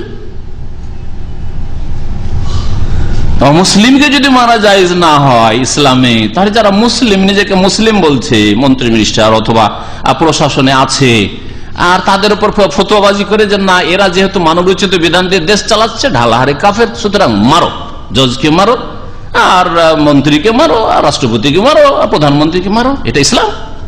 কখনো না। এইভাবে খারিজিরা গোমরা হয়েছে। আর এগুলোর নাম কি দিয়েছে জানেন? এগুলোকে তারা বলে না যে আমরা খুন করছি আর পাপ করছি, এগুলোর নাম জিহাদ। কত সুন্দর নাম! এগুলোর নাম হচ্ছে জিহাদ। এর নাম জিহাদ? এর নাম কখনো জিহাদ নাই। জিহাদের জন্য বেশ কিছু শর্ত আছে, আর এই জিহাদের দায়িত্ব ন্যস্ত আছে মুসলিম শাসকের উপর। দেশের যারা শাসন ক্ষমতা আছে, যাদের কাছে এই সেনাবাহিনী আছে, যারা এইরকম পদক্ষেপ নিলে যদি কোন রকমের অ্যাকশন হয় তাহলে প্রতিরোধ করতে পারবে। হ্যাঁ, আপনাদের মতো 2-4টা লোক খারিজি হয়ে বেরিয়ে পড়লো, আর হাতে তো কিছু নেই, যা আছে তাই আছে, নিজেদেরকেও শেষ করলো, আর এরকম যারা কিছু নামাজি লোক ছিল সবগুলি মাসা মেরে দিল দেশে। যেখানে ঘোরাফেরা করে একটু নামাজি দাড়িওয়ালা দেখলেই তখন সন্দেহ নজরে দেখা শুরু করে জালেম শাসকরা। করবে না? কারণ আপনাদের মতো চেহারা নিয়ে এই কাজ করেছে আব্দুর রহমান বাংলা ভাই। এরা আমাদের ক্ষতি করেছে, মুসলিম উম্মার ক্ষতি করেছে এরা। ওমর ইবনে আব্দুল আজিজ রাহমাতুল্লাহ আলাইহি নাম কেউ শুনেছেন? হ্যাঁ, উমাইয়া বংশের তিনি খলিফা ছিলেন, কিন্তু যেহেতু অত্যন্ত আল্লাহভীরু খলিফা ছিলেন, অনেক পরে আসলেও তার জামানা হচ্ছে 100 হিজরির কাছাকাছি, 99-100 হিজরি, মাত্র কয়েক বছর তিনি খলিফা ছিলেন। হ্যাঁ, চক্রান্তকারীরা তাকে বেশি দিন টিকতে দেয়নি, কারণ ভালো মানুষকে টিকতে দিতে চায় না, বাতিল শক্তি। তো তিনি উমাইয়া বংশে, যে বংশ পরম্পরা রাজা হইতো, খেলাফত হইতো, সেই যুগেও তিনি যখন খলিফা হইলেন বললেন যে দেখো, আমাকে তোমরা বংশ পরম্পরা খলিফা করেছিলে, এখন আমি নিজেকে আমার পদ থেকে বরখাস্ত করলাম, এখন যাকে ইচ্ছা তোমরা খলিফা চয়ন করে নাও। সবাই এক বাক্যে বলেন আপনাকে খলিফা রাখবো। তো খলিফা রাশেদ হইলেন না? তার স্ত্রী, রাজার বোন, রাজার মেয়ে, রাজার স্ত্রী, এটা কবিতে আছে তার সম্পর্কে। এত স্বর্ণ আর অলংকার নিয়ে এসেছে, মাথা থেকে পা পর্যন্ত ভরা। প্রথম রাত্রে, বাসর রাত্রে স্ত্রীকে বলছেন যে এগুলো কোথায় পেয়েছো? বলছে আমার বাপ দিয়েছে, আমার ভাই দিয়েছে। বলছে তারা কোথায় পেয়েছে? তাদের বাবার সম্পদ না, এটা হচ্ছে রাষ্ট্রীয় সম্পদ, বাইতুল মাল, যাও ফেলে এসো, যদি আমার সাথে থাকতে হয় সবগুলি দান করে বাইতুল মালে রেখে আসো, কিচ্ছু রাখা যাবে না এগুলো। অথচ বাপের কাছ থেকে যদি হারাম সূত্রেও বাপ ইনকাম করে থাকেন, আপনি যদি পেয়ে থাকেন ওয়ারাসাতে, ভাগ বন্টন আপনার জন্য জায়েজ। যেমন আপনার বাপ সুদ করছিল, আল্লাহ না করে সুদ ঘুষ করছিল, 10 বিঘা জমি করেছে, বাপ মরার পর আপনি 10 বিঘা জমি ভাগ পেলে আপনার জন্য জায়েজ, কারণ আপনি হারাম খাননি সরাসরি। তারপরেও কত সতর্ক তারা, এটা হচ্ছে ইমানের আমলের সতর্কতা, পরেজগারি, তাকওয়া। তো ওমর ইবনে আব্দুল আজিজ রাহমাতুল্লাহ আলাইহি এই খারিজিদের সাথে একবার বহস করেছিলেন, মুনাজারা। তাদেরকে বলে মা লাকুম লা তাখুযুনা বিন রুসুস সুন্নাহ, কি ব্যাপারে খারিজিরা, তোমরা এই হাদিস মানতে চাও না, হাদিসের দলিল নিতে চাও না? তখন তারা বলেছে আল কোরআন মুতাওয়াতির, কোরআন হচ্ছে মুতাওয়াতির, মানে একেবারে বিশুদ্ধ সূত্রে, আর অনেক লোক, অনেক বর্ণনাকারীর মাধ্যমে কোরআন লিখিত হয়েছে আর বর্ণিত হয়েছে কোরআনের আয়াত। পক্ষান্তরে আম্মা সুন্নাহ ফা হাদিস আহাদ, হাদিস হচ্ছে আহাদ, মুতাওয়াতির নয়। কোন হাদিস একজন বর্ণনা করেছে, কোন হাদিস 2-3জন বর্ণনা করেছে, হাদিস আহাদ, ওগুলো বিশ্বাস করি না। ঠিক হইতে পারে, আবার ভুল হইতে পারে। যে আহলে কোরআন আজকাল একদল গুমরা আবার বেরিয়েছে, পাকিস্তান থেকে বেরিয়ে ভারত বাংলাদেশে চলে গেছে। বাংলাদেশে এরাও খুব মাথা চাড়া দিয়েছে খারিজিদের মতো। যে কোরআন মানবো হাদিস মানবো না। আমার কাছে তাদের কয়েক পাতা পাঠিয়েছে বাই পোস্ট, আহলে কোরআনরা, এদের উপর বক্তব্য করার প্রয়োজন রয়েছে। আহলে কোরআন আর খারেজিদের সম্পর্কে, কারণ এই খারেজিরাও আহলে কোরআনই ছিল, আর এই আহলে কোরআন আজকাল বেরিয়েছে যারা, এরাও ওই খারেজিদের একদল। তারা কি বলে যে হাদিস হইতে পারে ঠিক, নাও হইতে পারে, কোনটা ঠিক কোনটা ভুল জানি না, তখন কিছুই মানবো না। কি মানবো? শুধু কোরআন মানবো। এই কথা বলেছিল যখন, তখন ওমর বিন আব্দুল আজিজ রহমতুল্লাহ আলাইহি, এই খলিফায়ে রাশিদ, বলেছিলেন ইতুনি বে আদাদে রাকাতি যোহর মিনাল কোরআন, জোহরে কত রাকাত নামাজ পড়তে হবে কোরআনের একটি আয়াত দাও। জোহরে কয় রাকাত নামাজ পড়বে একটা আয়াত দিয়ে বুঝাও, কারণ তোমার তো হাদিস মানবে না। তো জোহরে যে 4 রাকাত ফরজ আর বাকি সুন্নত, ঠিক আছে সুন্নতটা গেল, ফরজটা তো সাবেত করো কোরআন দিয়ে, যে কোথায় আছে 4 রাকাত নামাজ পড়তে হবে, আবার মনে মনে কেরাত করতে হবে, আছে কোথাও? নেই। ফাসাকাত, নীরব হয়ে গেল, জবাব দিতে পারলো না। কালা, তখন জিজ্ঞেস করলেন তাদেরকে, ইতুনিবে আনসিবাতি জাকাত মিনাল কোরআন, কোরআনে জাকাতের নেশাব কোথায় আছে, যে জাকাতের শতকরা 2.5%, 2.5 টাকা দিতে হবে, 40 টাকা 1 টাকা দিতে হবে। আর ওসর যে খাদ্যদ্রব্য ফসলে 10 মনে 1 মন বা 20 মনে 1 মন দিতে হবে, দেখাও একটি আয়াত দাও, আছে কোথাও?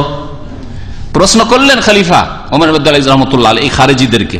ফাসাকাতু, নীরব, কোনো জবাব নেই। তখন জিজ্ঞেস করেছিলেন ইতুনি বিল মুফতারাতিস লিসাইম মিনাল কোরআন, রোজা ভঙ্গকারী বিষয়গুলি কোরআনের কোন আয়াত আছে, একটা আয়াত দাও, যে অমুক অমুক কাজ করলে রোজা ভঙ্গ হয়ে যাবে, কোরআনের একটা আয়াত দাও। ফাসাকাতু, এতেও নীরব। ওয়ারাজা মিনহুম ফি আমুন কাসীর, এই বিতর্ক আর বহাসের মাধ্যমে অনেক খারেজিরা তাদের গুমরাহি থেকে হেদায়েতে ফিরে এসেছিল। এরকম আব্দুল্লাহ বিন আব্বাস রাদিয়াল্লাহু তাআলা আর একটা বহাস মোনাজারা ছিল খারেজিদের সাথে। এই বহাস মোনাজারাতে হাজার হাজার খারেজিরা গুমরাহি থেকে ফিরে এসেছিল, তারপরেও খারেজি থেকে গেছিল। খারেজিদের তৃতীয় লক্ষণ হচ্ছে যে ইবাদতের ক্ষেত্রে তাদের যতটা বুদ্ধি জ্ঞান, ইসলামিক নলেজ, আর ইসলামের তাদের নলেজ অত্যন্ত দুর্বল, কমজোর, একেবারে অল্প জ্ঞান, আর মনে করে আমরা খুব বেশি বুঝি, পণ্ডিত। তাদের এই জ্ঞান মোতাবেক তারা তাদের ইবাদত বন্দেগীতে কঠোরতা অবলম্বন করে থাকে, বড়ই কঠোরতা অবলম্বন করে এরা। এই জন্য তাদের নামাজ সম্পর্কে নবী কারীম সাল্লাল্লাহু আলাইহি ওয়াসাল্লাম বলেছেন যে তাদের নামাজ যখন দেখবে তখন তোমাদের নিজের নামাজকে তোমরা তুচ্ছ মনে করবে। তাকিরুনা সালাতাকুম মা সালাতিহিম, নামাজের পাবন্দ, এই ক্ষেত্রে ত্রুটি নেই। আর নামাজ এত লম্বা, এত দীর্ঘ নামাজ পড়বে, কিন্তু ওইদিকে মুসলমানকে খুন করছে, এইদিকে নামাজি আর ওইদিকে মুসলিমদের খুন করছে। ইসলাম সম্পর্কে তাদের জ্ঞান খুব কম, অথচ দিন সম্পর্কে জ্ঞান হাসিল করা আমলের আগে ফরজ। জ্ঞান ছাড়া ইবাদত বন্দি করা খ্রিস্টানদের চরিত্র, আল্লাহ পাক তাদেরকে জালিম বলেছেন। আর জানার পরে আবার না মানা, জানে কিন্তু মানে না, যেমন খারেজিদের নেতারা, খারেজি মৌলভী সাহেবরা, যারা আজকাল খারেজি মৌলভী সাহেব বিভিন্ন ভাষায় পাওয়া যাচ্ছে, যারা জিহাদের নামে মুসলিমকে খুন করছে আর মুসলিমদের বিরুদ্ধে ফতোয়াবাজি করছে আর কাফের ফতোয়া দিচ্ছে, এক শ্রেণীর যে মৌলভী সাহেবরা রয়েছে, এদের মধ্যে ওই ইহুদিদের চরিত্র রয়েছে। কারণ ইহুদিরা জেনে শুনে আমল করতো না, জানতো আর আমল করতো না, নবীকে চিনতো, ইয়ারিফুন কামা ইয়ারিফুন আবনাহুম, এই যে আল্লাহ পাক মাগদুব আলাইহিম তাদেরকে বলেছেন। চতুর্থ লক্ষণ যেটা হাদিসে এসেছে আর এর আগে শুনিয়েছি, ইউকাতিলুন আহলাল ইসলাম ওয়া ইয়াতরুকুন আহলাল আওসান, মুসলিমদের বিরুদ্ধে অস্ত্র ধরবে, মুসলিম দেশে এরা বোমাবাজি করবে, হ্যাঁ, মুসলিমদের বিরুদ্ধে ফতোয়া দেবে, মারো অমুক নেতাকে, মারো অমুক নেতাকে মারো, হ্যাঁ, মুসলিম জজকে মারবে, মুসলিম ব্যারিস্টারকে মারবে, মুসলিম প্রফেসরকে মারবে, হ্যাঁ, বরং মুসলিম আলেমদেরকে মারবে। তাদের চরিত্র, যদি কেউ তাদের সম্পর্কে বলে যে তোমরা ভুল পথে আছো, তাহলে ফতোয়া দিয়ে দেবে যে মারো অমুক, আর করেছো, নাম ধরে বলার প্রয়োজন নাই। বাংলা ভাই আব্দুর রহমানের যুগে অনেক লোককে এরা মেরেছে। মদিনা ইউনিভার্সিটির এক ছাত্রকে খুন হয়েছে, ঢাকায় খুন করেছে এরা, খারেজির খুন করেছে। সেই ছেলেটা মদিনা ইউনিভার্সিটিতে প্রথম বছর এসেই ক্লাসে ফার্স্ট হয়ে গেছিল, এত ভালো ছিল পড়াশোনায়। দেশে গেছে, তার কাছ থেকে পাসপোর্ট কেড়ে নিয়েছিল, তারপর কয়েকদিন তাকে বন্ধ রেখেছে, শেষে তাকে মারিয়ে দিয়েছে। ঘটনা লম্বা আছে, ঘটনা যারা জানে আরো বিস্তারিত তাদের কাছ থেকে যারা ব্যক্তিগত জানতে চাই জানতে পারবেন। আচ্ছা, এটা তাদের আজকালকার চরিত্র নয়, খুব প্রাচীন চরিত্র। মুসলিমকে মারবে আর আল্লাহ শত্রুকে ছাড়বে, আল্লাহ শত্রু সম্পর্কে তাদের মাথার ব্যথা নাই। এই সম্পর্কে ঘটনা উল্লেখ করেছেন ওলামারা যে এরা আব্দুল্লাহ বিন খাব্বাব সাহাবিকে দাজলা নহরে, দাজলা নদী নাম শুনেছেন তো? আমাদের দেশের লোকেরা দিজলা বলে বা দাজলা, যাই হোক দাজলা নদী, এই দাজলা নদীতে খুন করেছিল আর খ্রিস্টানকে তারা ছেড়ে দিয়েছিল। খ্রিস্টানকে খুন করেনি আর মুসলিম সাহাবিকে খুন করেছে। ঘটনা কি বলছে যে জালেক আন্নাহু মাররা মিনাত তারিক ফাআখাযা আহাদুল খাওয়ারিজ মিন বিজআতিহি তামারাতান সুম্মা সাআলা উলামাল খাওয়ারিজ। একটা খ্রিস্টান যাচ্ছিল রাস্তা দিয়ে, খ্রিস্টানের কাছে কিছু খেজুর ছিল, ওর কাছ থেকে ওই খারেজি খেজুর নিয়ে নেয়, খিদে লেগেছে, প্রয়োজন হয়েছে, খেজুর নিয়েছে। খেজুর নেওয়ার পরে চিন্তা করলো যে এই লোকটা খ্রিস্টান, ওর কাছ থেকে একটা খেজুর নিয়ে এলাম, জায়েজ হইল কি হইল না। তো ওই খারেজি আলেমকে, খারেজি মুফতিকে জিজ্ঞেস করেছে। খারেজি মুফতিও বিপজ্জনক, এরাই তো বেশি বিপজ্জনক। তাওহীদ সুন্নাহর অনুসারী যুবকদেরকে গুমরাহ করছে, বহু যুবককে গুমরাহ করেছে। জিজ্ঞাসা করলো সুম্মা সাআলা উলামাল খাওয়ারিজ, যে খারেজি আলেমদেরকে জিজ্ঞাসা করলো, আর এই খারেজি আলেমরা দিন সম্পর্কে জাহেল, আল্লাযিনা হুম জাহালা। জিজ্ঞাসা আনা আখাযতু তামারাতা নাসরানি, খ্রিস্টানের কাছ থেকে একটা খেজুর আমি নিয়েছি, খাবো কি খাবো না? ফতোয়া, মুফতি হচ্ছে খারেজি আলেম। ফাহাল ইয়াহিকু লি যালিকা, এটা কি ঠিক হবে নেওয়া? কালা, তখন বলছে ইস্তাগফিরিল্লাহ, আল্লাহর কাছে ইস্তিগফার করো, তওবা পড়ো, তওবা করো তুমি। ওয়াইলাকা মিনাল্লাহ, আল্লাহর পক্ষ থেকে তোমার সর্বনাশ হোক। তুমি আল্লাহ, আল্লাহর কাছে তওবা করো, আউদ ফিরে যাও, ওয়াস্তামসিহ মিনহু, আর তার কাছে মাপ চাও আর খেজুর ফিরিয়ে দাও। দেখলেন ফতোয়া? আচ্ছা ঠিক আছে, কারো আমি খেজুর নিতে, মুসলিমেরও খেজুর নিতে বলছি না, বা একটা পয়সাও নিতে বলছি না। এই ফতোয়া দেখেন আর আরেক ফতোয়া দেখেন পাশাপাশি, কাফের ক্ষেত্রে, অমুসলিমের ক্ষেত্রে ফতোয়া আর মুসলিমের ক্ষেত্রে ফতোয়া দেখেন। কেন ফিরিয়ে দিতে হবে আর কেন মাপ চাইতে হবে? বলছে লিআন্নাহু মিন আহলি জিম্মা, এই আহলে জিম্মা মুসলিম দেশে এরা বসবাস করে, এদের নিরাপত্তা দেওয়া হয়েছে। আর আল্লাহ কোরআনে বলেছে ওয়াইন আহাদু মিনাল মুশরিকিন আস্তাজারাকা ফাজিরহু, কোন মুশরিক যদি তোমার কাছে শরণাপন্ন হয়, তোমার আশ্রয় কামনা করে, তো আশ্রয় দাও। এই আয়াতের ক্ষেত্রে আর একটা ঘটনা আছে, যদি সময় হয়তো শোনাবো, খুব হাস্যকর ঘটনা। এই খারেজিদের সুম্মা আতা আব্দুল্লাহ বিন খাব্বাব, তারপর এই খারেজিদের দল সামনে এসে দেখলো যে একজন লোক মুসলিম সাহাবী, আহাদুস সাহাবা, সাহাবী, যে সাহাবীদেরকে নবী করিম জান্নাতের সার্টিফিকেট দিয়েছেন, এই আব্দুল্লাহ বিন খাব্বাব রাদিয়াল্লাহু তাআলা আনহু, তার কাছে আসলো। ফাকালু, তাকে এসে জিজ্ঞাসা করল আতুয়াফিকু আলী ইবনে আবি তালিব, আচ্ছা বলেন তো আপনি কি আলী ইবনে আবি তালিবের সমর্থন করেন? মানে আলী যে খলিফা, এই খলিফার সমর্থন আপনি করেন? তখন সাহাবী তিনি বলেন না, আমি অবশ্যই সমর্থন করি, কেন আলীকে সমর্থন করব না, অবশ্যই সমর্থন করি। আর খারেজিদের ফতোয়া কি? সবচাইতে নিকৃষ্ট ব্যক্তি হচ্ছে কে? আলী, খলিফা রাশেদ। সুবহানাল্লাহ।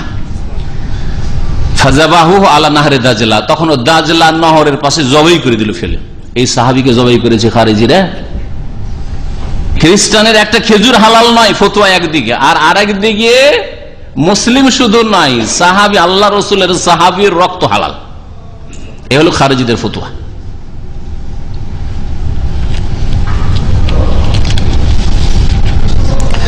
পঞ্চম লক্ষণ হচ্ছে খারেজিদের আল খুরুজ বিসাইফ আলাল আইম্মা বিলা মুকাফফির, মুসলিম নেতাদের বিরুদ্ধে অস্ত্র ধারণ করা, বোমাবাজি হোক অথবা যে কোনো জায়গায় সুযোগ পেলে মুসলিম নেতাদেরকে, মুসলিম শাসককে মারো, রাষ্ট্রপতিকে মারো, প্রধানমন্ত্রীকে মারো, আর ব্যারিস্টারকে মারো, উকিলকে মারো, জজকে মারো। হ্যাঁ, বরং লিখেছে তাদের ইন্টারনেটে যে আমরা সৌদি আরবের বিরুদ্ধে জিহাদ করব। আউযুবিল্লাহ, আমাদের টার্গেট হচ্ছে সৌদি আরব। সুবহানাল্লাহ, আশ্চর্য হয়ে যাবে। যেই দেশে ইসলামের অবশিষ্ট বিধিবিধান আছে সর্বস্তরে, মানতে চাইলে সর্বস্তরে ইসলামের বিধিবিধান এখানে মানতে পারবেন, ঠিক না? তাদের বিরুদ্ধে তারা জিহাদ করে, আর ওর নাম জিহাদ ওদের কাছে, এই গুমরাহদের কাছে জিহাদ। দেখলেন খারেজিদের লক্ষণ পেলেন না? পেলেন না? সেই যুগের শ্রেষ্ঠ ব্যক্তি আলী রাদিয়াল্লাহু তাআলা আনহু, আলী রাদিয়াল্লাহু তাআলা সবচেয়ে বড় কাফের তাদের কাছে ছিল। আর আজকের যুগে, ফিতনার যুগে, ইসলাম নেই বললে চলে রাষ্ট্রীয় ক্ষমতায়, সেই ক্ষেত্রে সৌদি আরবে ইসলাম আছে, সুতরাং সৌদি আরবের বিরুদ্ধে তারা বেশি সোচ্চার, কুফরির ফতোয়া তাদের বিরুদ্ধে, আর এদের বিরুদ্ধে তারা নাকি জিহাদ করবে। অথচ রাসূলুল্লাহ সাল্লাল্লাহু আলাইহি ওয়াসাল্লামের সহিহ হাদিস, সহিহ মুসলিমে রয়েছে যে কোন মুসলিম সম্পর্কে, মুসলিমের সম্পর্কে বা মুসলিমের ক্ষেত্রে অস্ত্র ধারণ করা জায়েজ নয়। সাহাবীরা জিজ্ঞাসা করেছিলেন যে জালেম যারা শাসক আসবে, আফালা লুনা বেজহম বিসাইফ, তাদের বিরুদ্ধে কি তরবারি ধরতে পারবো আমরা, যারা জালেম শাসক তাদের বিরুদ্ধে? নবী করিম সাল্লাল্লাহু আলাইহি ওয়াসাল্লাম বলছেন, লা ইল্লা আন তারাউ কুফরান বাওয়াহান ইনদাকুম ফিহি মিনাল্লাহি বুরহান। না, জালেম শাসক মদের লাইসেন্স দিচ্ছে, ব্যভিচারের লাইসেন্স দিচ্ছে, সমস্ত হারাম কাজের লাইসেন্স দিচ্ছে, সুদী প্রতিষ্ঠান চালাচ্ছে, তারপরেও গুনাহগার, ফাসিক, জালেম, তাদের সম্পর্কে জিজ্ঞাসা করা হচ্ছে। নবী সাল্লাল্লাহু আলাইহি ওয়াসাল্লাম বলছেন, ইল্লা আন তারাউ কুফরান বাওয়াহান, যদি স্পষ্ট কুফরি দেখো, স্পষ্ট কুফরি দেখো, আর স্পষ্ট কুফরি তোমার খেয়াল খুশি বললে হবে না। কি বলছেন নবী সাল্লাল্লাহু আলাইহি ওয়াসাল্লাম? ইনদাকুম ফিহি মিনাল্লাহি বুরহান, আল্লাহর পক্ষ থেকে তোমাদের কাছে অকাট্য দলিল আছে যে এ কাফের মুরতাদ হয়ে গেছে। অকাট্য দলিল কোরআন এবং হাদিস থেকে আছে। যারা কোরআন এবং হাদিস বুঝে তারা যদি বলে, এবং তাদের সেই ক্ষেত্রে ঐক্যমত হইতে হবে যে হ্যাঁ উলামায়ে হক বলছেন যে এরা মুরতাদ হয়েছে, তাহলে। আর এমনিতে একজন ফতোয়া দিয়ে দিবে আরেকজনের বিরুদ্ধে যে কাফের হয়ে গেছে আর অস্ত্র ধরে না, এটা ইসলাম নয়, এটা খারেজিদের কাজ। এই হাদিসের ব্যাখ্যা আর এক হাদিস দিয়ে হয়। নবী করিম সাল্লাল্লাহু আলাইহি ওয়াসাল্লাম কে যখন সাহাবীরা বলে, ইয়া রাসূলুল্লাহ, জালেম শাসক যারা ইচ্ছা মতো কাম করবে, জুলম অত্যাচার করবে, নিকৃষ্ট হবে যারা, পাপ করবে, তাদের বিরুদ্ধে কি আমরা অস্ত্র ধারণ করব? তখন নবী সাল্লাল্লাহু আলাইহি ওয়াসাল্লাম বলেছিলেন, লা মা সাল্লাউ ওয়া লা মা আকামু ফিকুমুস সালাতা, দুই শব্দ দিয়ে এসেছে। না, যতদিন পর্যন্ত তারা নামাজ পড়বে, যতদিন পর্যন্ত তারা নামাজ কায়েম রাখবে। কেন বাংলাদেশে মসজিদ মাদ্রাসা কায়েম করতে দেয় না? মসজিদে নামাজ পড়তে বাধা সৃষ্টি করে কোন শাসক? পাকিস্তানে মসজিদে নামাজ পড়তে বাধা সৃষ্টি করে? হ্যাঁ, কোন দেশের শাসক মুসলিম দেশে আছে যে মসজিদে নামাজ পড়তে বাধা সৃষ্টি করে? যদি বাধা সৃষ্টি করে তাহলে এই হাদিসের আলোকে তখন বলতে পারেন এই ফতোয়া। কিন্তু যতদিন পর্যন্ত তারা নামাজ কায়েম করছে, নামাজ পড়ার জন্য সুযোগ সুবিধা দিচ্ছে, ততদিন পর্যন্ত তাদের বিরুদ্ধে অস্ত্র ধারণ করা নবী সাল্লাল্লাহু আলাইহি ওয়াসাল্লাম জায়েজ করেননি। এটা হচ্ছে নবী করিম সাল্লাল্লাহু আলাইহি ওয়াসাল্লামের ফরমান। তিনটি হাদিসে মর্মে শুনাইলাম। আর ঢালাহারে পাপ দেখলে ফতোয়া, পাপ দেখলে কুফরির ফতোয়া। সময় যথেষ্ট হয়ে গেছে। আলী রাদিয়াল্লাহু তাআলা আনহুকে যেই ব্যক্তি খুন করেছিল, ইবনে মুলজাম, তার নাম আব্দুর রহমান ছিল, কিন্তু আব্দুর রহমান হওয়ার যোগ্য নাই। মুলজাম, বাপের নাম ছিল মুলজাম, ইবনে মুলজাম। এই মুলজামের সন্তান খারিজি, হুয়াল্লাযী কাতাল আলিয়ান, আলী রাদিয়াল্লাহু তাআলা আনহুকে খুন করেছিল। কিন্তু নামাজে কেমন ছিল জানেন? বলছে সাল্লা ফিল্লাহ, রাত্রে শুধু এশার ফজর নয়, তাহাজ্জুদ, এত লম্বা লম্বা তাহাজ্জুদ পড়তো। হাত্তা আসবাহাত জাবহাতুহু কারাকবাতিল আনাজ, তার মাথা, কপাল, এই যে কপাল, কপাল কার মতো হয়েছিল? বলছে যে বকরির যে হাঁটু থাকে, বকরির হাঁটু দেখেছেন? হাঁটুতে চুল থাকে? থাকে না। কেন? ভর দিয়ে দিয়ে, ঘষা দিয়ে দিয়ে, তাই না? দাগ হয়ে গেছিল, দাগ, ঘটা পড়ে যাও আমরা বলি, জানি না আপনারা কি বলেন, দাগ পড়ে গেছিল নামাজ পড়ে। এত নামাজ পড়তো, এত নামাজি তাহাজ্জুদ গুজার ছিল। এর মানে আমরা কখনো নামাজকে হালকা করতে চাই না। নামাজ হচ্ছে দিনের মূল, কিন্তু নামাজ পড়ার সাথে সাথে নিজেকে মানুষের হক নষ্ট করা থেকে বাঁচেন। এমন যেন না হয় যে এইদিকে মুসল্লি আর ওইদিকে মানুষকে খুন করে আল্লাহর সামনে এই নামাজের নাকি সবগুলি কিয়ামতে নিয়ে যাবে না, এমনটা না হয়। এই নামাজ কোনো কাজে আসবে না। এদিকে নামাজও খুব পড়লেন আর কোন মুসলিমকে খুন করে দিলেন, কোন মুসলিম শাসককে খুন করে দিলেন, হ্যাঁ, বা খুনের কোন রকমের ষড়যন্ত্র করলেন, যার ফলে বান্দার হক, হাজার হাজার বান্দার হক নষ্ট করেছেন। যারা মুসলিম দেশে যারা বোমা পেতে রাখে যেখানে সেখানে, এদের কি একজন দাবি করবে? গোটা দেশবাসী দাবি করবে। তো দেশবাসীকে নেকি দিতে হবে না কিয়ামতের দিনে? তাহলে ওই নামাজগুলি কোথায় যাবে? সব নামাজের নেকি নিয়ে যাবে। আলী রাদিয়াল্লাহু তাআলা আনহুকে এই ব্যক্তি যখন খুন করলো, হত্যা করলো, আলী রাদিয়াল্লাহু তাআলা সাথে সাথে ইন্তেকাল করেননি, আহত ছিলেন। শেষ অবস্থায় একে ধরে নিয়ে আসা হলো, ইবনে মুলজামকে ধরে নিয়ে আসা হলো। কালা আলিউন, আলী রাদিয়াল্লাহু তাআলা বললেন, ওয়াইলাকা আকাতাতানি, তোমার সর্বনাশ হোক, তুমি আমাকে খুন করেছো। জিজ্ঞেস করলেন আলী রাদিয়াল্লাহু তাআলা, তুমি আমাকে খুন করার চেষ্টা করেছো? ওয়া আলিউন মা যালা ফি সাকারাতিল মউত, একেবারে শেষ অবস্থায়, মৃত্যুর পূর্ব মুহূর্তের অবস্থা। এই ইবনে মুলজাম খারিজি বলল, হ্যাঁ তোমাকে আমি খুন করতে চেয়েছি। আরাদতু আন আতাকাদ্দামা বিআফজালি আমালিন, আমি ইচ্ছা করেছিলাম যে সবচাইতে ভালো কাজ করে আল্লাহর কাছে যাব, আর দেখলাম যে আলীকে খুন করা সবচাইতে সওয়াবের কাজ। এই কথাই বলেছিল খারিজি। দুনিয়ার মধ্যে যারা ভালো তাদের বিরুদ্ধে সোচ্চার হওয়া সবচেয়ে ভালো কাজ খারিজিদের লক্ষণ। যারা তাওহীদ সুন্নতের কাজ করে তাদের বিরুদ্ধে তাদের কলম আর তাদের শক্তি, তাদের মেহনত, এটা তাদের ভালো কাজ, এটা খারিজিদের লক্ষণ। আরো শুনেন, বলছে ওয়াকাদ নাযারতু যালিকা লিল্লাহি, আমি এই মান্যত করেছিলাম যে আল্লাহ তোমার নৈকট্য লাভ করব এমন এক ব্যক্তিকে হত্যা করে, যেটা সবচেয়ে বড় নেকির কাজ হয়। কালা আলিউন, তারপরে বলছে ওয়াকাদ সামামতু হাযা সাইফ শাহরান কামেলা, আপনাকে হত্যা করার জন্য শুধু এই তরবারি নিয়ে আসেনি, এই তরবারিকে বিষে 1 মাস ধরে ডুবিয়ে রেখেছিলাম, যে যদি পুরোপুরি খুন নাও করতে পারি, মানে আঘাত না করতে পারি, একটু যদি আমার তরবারিটা আলীর শরীরে ঠেকেও যায় তো বিষে যাতে মরে যায়, এটাই ছিল উদ্দেশ্য। 1 মাস ধরে বিষে ডুবিয়ে রেখেছিল এই খারিজি। হাত্তা আসবাহ আজরাক, এমনকি বিষে ডুবে থাকার কারণে আমার তরবারিটা নীল রঙের হয়ে গেছে। ও হালাফতু, আর আল্লাহর কসম করেছিলাম, লা আকতুলান্না বিহি শাররান নাস, সবচেয়ে নিকৃষ্ট মানুষকে খুন করব, আর আপনাকে মনে করি সবচেয়ে নিকৃষ্ট, তাই আপনাকে খুন করেছেন। কালা আলী ইবনে আবি তালিব, আলী ইবনে আবি তালিব বললেন, ফাওয়াল্লাহি, আল্লাহর কসম করে, ইন্নাকা শাররুন নাস, তুমি সবচেয়ে নিকৃষ্ট। আব্দুল্লাহ বিন উমরের কথা মনে রাখেন, শুরুতে বলেছি আব্দুল্লাহ বিন উমর কি বলতেন, যে সবচেয়ে সৃষ্টির সবচেয়ে নিকৃষ্ট কারা? খারিজিরা।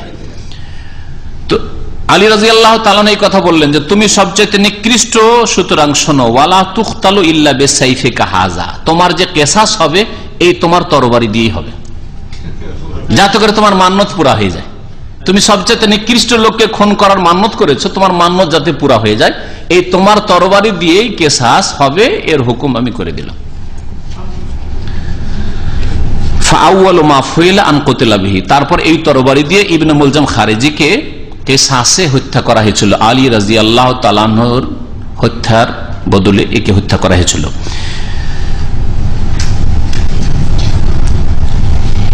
এরা মুসলিমদেরকে হত্যা করে কেন, এটার প্রশ্ন জানতে পারে।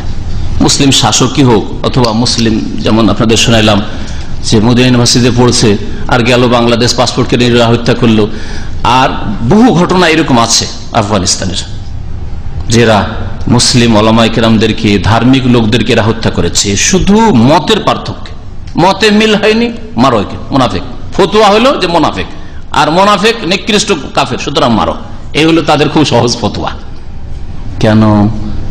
এদের কুফরির ফতোয়া খুব ঢালাহারে, অথচ কুফরি সম্পর্কে রাসূলুল্লাহ সাল্লাল্লাহু আলাইহি ওয়াসাল্লাম কাউকে কাফের বলা সম্পর্কে কত সতর্ক করেছেন। একমাত্র আল্লাহ এবং তার রাসূল সাল্লাল্লাহু আলাইহি ওয়াসাল্লাম স্পষ্ট কথাই যদি কাউকে কাফের বলে থাকেন, যেমন কুল ইয়া আইয়ুহাল কাফিরুন, আল্লাহ কাফের বলেছেন। কাকে কাফের বলেছেন? যারা আল্লাহ ছাড়া অন্যকে সিজদা করে, আল্লাহ ছাড়া অন্যকে কাছে ফরিয়াদ করে, আল্লাহ ছাড়া অন্যের পূজা করে, তারা কাফের মুশরিক। আর মুসলিম সমাজে নামাজও পড়ে, তারপর আপনার কাছে কাফের হয়ে গেল। ইসলামের খেদমত করে আর কাফের হয়ে গেল। ইসলামের এত খেদমত, তারপরে তারাই কাফের। যে দেশ থেকে সবচেয়ে বেশি সারা বিশ্বে ইসলামের খেদমত হচ্ছে, সেই দেশের শাসকরাই কাফের। সুবহানাল্লাহ, আশ্চর্য কথা। আল্লাহ পাক রব্বুল আলামিনের একটি আয়াত শোনাই, সূরা নিসার আয়াত নম্বর 94। আল্লাহ পাক ইরশাদ করছেন যে আইয়ুহাল্লাযীনা আমানু ইযা দারাবতুম ফি সাবিলিল্লাহ, যদিও সফরের কথা আল্লাহ বলেছেন, যখন তোমরা কোথাও ভ্রমণ করবে, ভ্রমণ করলে রাস্তায় অচেনা অপরিচিত লোক দেখা যায়, আর নিজের এলাকায় থাকলে তো মুখ চেনা লোকই প্রায় পাওয়া যায়, এই জন্য আল্লাহ বলেছেন সে এলাকায় হোক অথবা বাইরে সফরে থাকেন না কেন, আল্লাহ বলছেন যে যখনই তোমাদের সামনে কোনো লোকেরা আসবে, ফাতাবাইয়ানু, একটু তদন্ত করে দেখিও, সামনে পেলে আর মেরে দাও, এটা খবরদার করিও না। ওয়ালা তাকুলু লিমান আলকা ইলাইকুমুস সালাম লাস্তা মুমিনান, কেউ সালাম দিল সালাম আলাইকুম, বলছে তুমি সালাম দিয়েছো মুনাফিক, আসলে জান বাঁচাবার জন্য, মারো একে। হ্যাঁ ভাই, যে ব্যক্তি 5 ওয়াক্ত নামাজ পড়ে সালাম দেয় না, দেখা হলে সালাম দেবে না? অবশ্যই সালাম দেবে। হ্যাঁ, আমরা আলোচনা করছি, আপনি আসছেন এখানে, সালাম আলাইকুম বলছেন না? তো যারা সালাম আলাইকুম বলে তাদেরকে বলিও না যে তুমি মুমিন মুসলিম নও, সালাম দিচ্ছ জান বাঁচাবার জন্য, এই কথা বলিও না। তবে তখন আরাদাল হায়াতের দুনিয়া, কি দুনিয়া চাও নাকি? আরে মুসলিমকে খুন করে তো দুনিয়া চাও, অসৎ উদ্দেশ্য কি হাসিল করতে? আখেরাত তো পাবে না মুসলিম খুন করে। ফাইন্দাল্লাহি মাগানিমু কাসীরা, আল্লাহ পাক বলছেন যে আল্লাহর কাছে অনেক গনিমত আছে, অনেক ধন সম্পদ আছে, সুতরাং অবৈধ পন্থায় দুনিয়া হাসিল করবে এই চেষ্টা করিও না।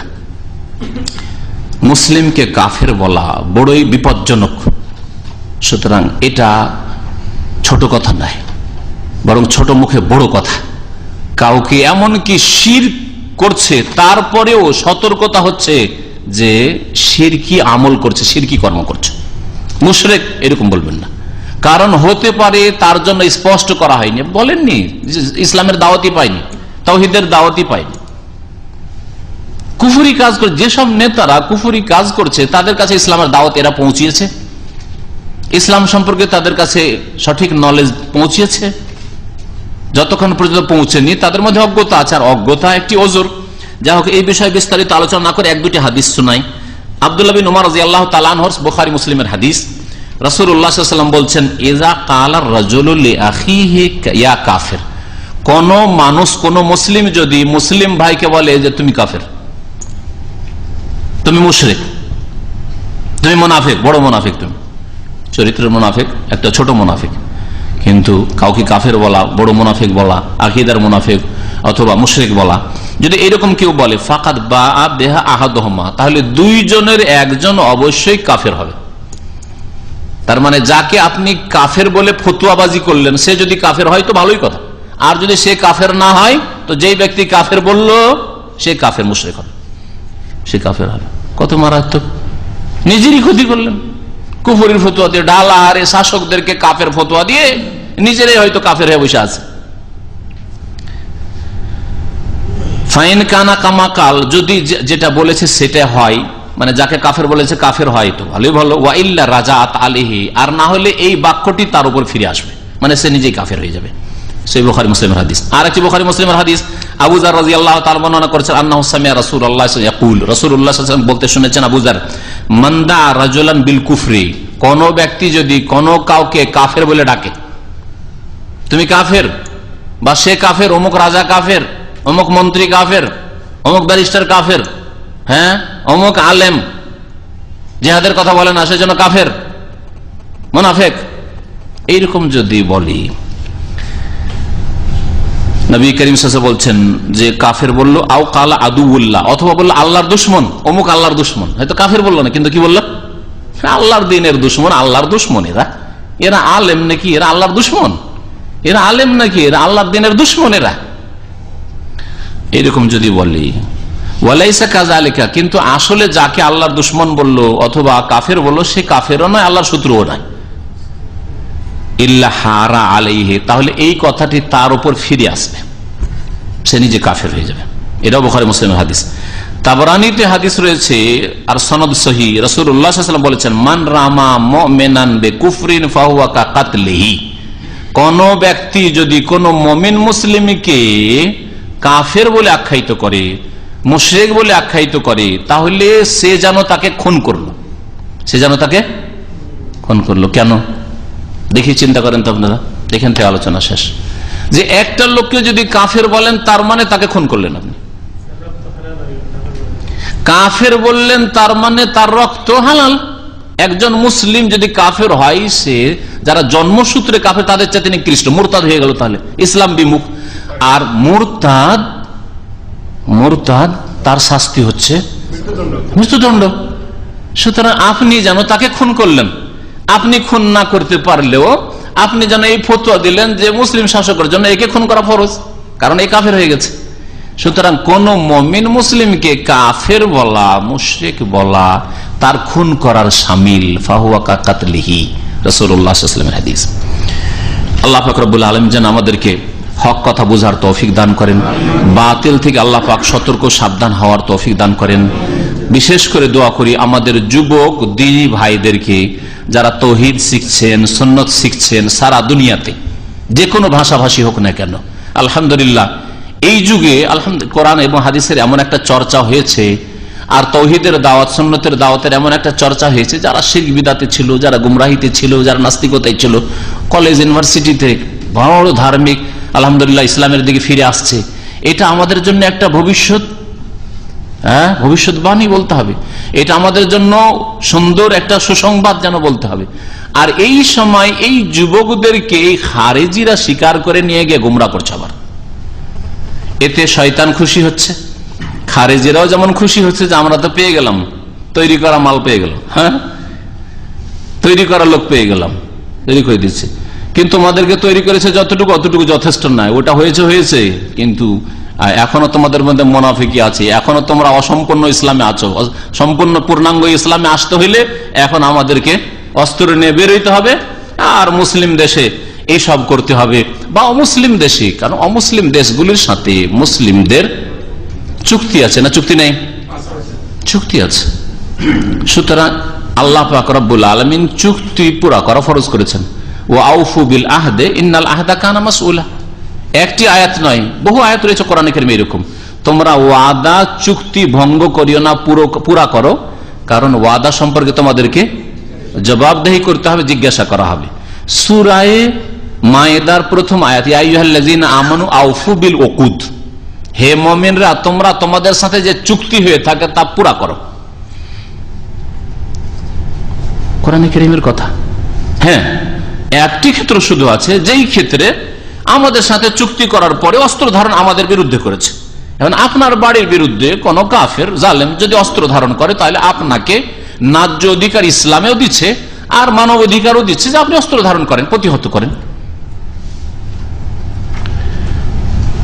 আর যখন আপনি দেশের বাইরে অথবা দেশে কোন জায়গায় মুসলিমদের উপর জুলম অত্যাচার হচ্ছে, আর সেখানে আপনি মুসলিম ভাই বোনদের সাহায্য সহযোগিতা করতে চাইছেন, তখন মুসলিম শাসকদের ফরজ যে তারা এই ক্ষেত্রে ভূমিকা গ্রহণ করবে।